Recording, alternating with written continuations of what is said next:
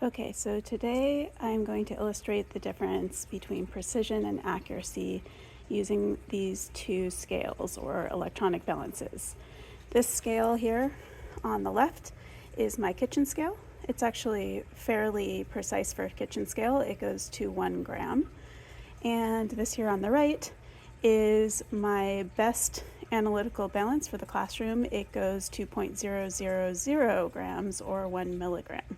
According to the paperwork, the kitchen scale is accurate to plus or minus 1 gram of the displayed value, and the analytical balance is accurate to plus or minus 0.0001, or sorry, 0.001, too many zeros, 0.001 gram or 1 milligram of the displayed value. So let me illustrate the difference between essentially writing a particular measurement with different sig figs. So I'm starting with my weighing boat, which weighs 4 grams, and I'm going to put a little bit of sugar in that weighing boat. And so apparently I now have 14 grams of sugar. So if I were going to write this down with correct sig figs, I'd write down 14 grams. Now remember that this scale is plus or minus 1 gram, so I might have anywhere from 13 to 15 grams of sugar.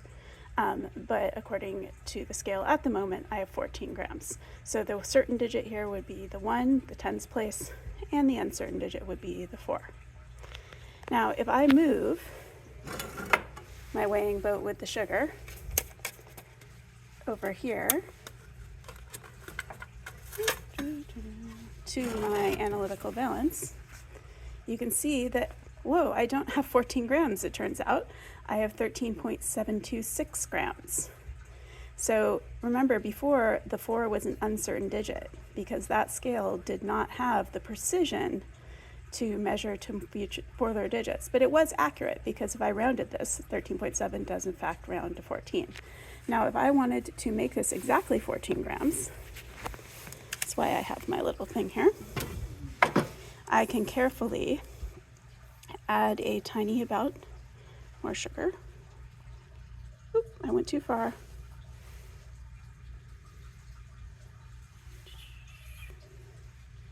Now, if this were real chemicals, you would never put it back in the container, but you can see I'm just using a random thing of sugar, not an actual chemical supply.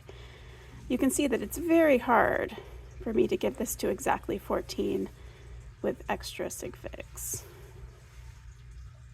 I'm trying. Taking just a couple little things. So close. All right, 1. Yay! Oh well.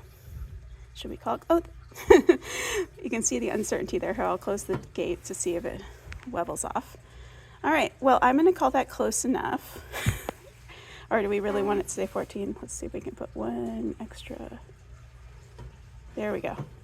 1 little sugar crystal is now 14.000 grams. Now remember, that's plus or minus 0.001, so it could be 13.999 or 14.001.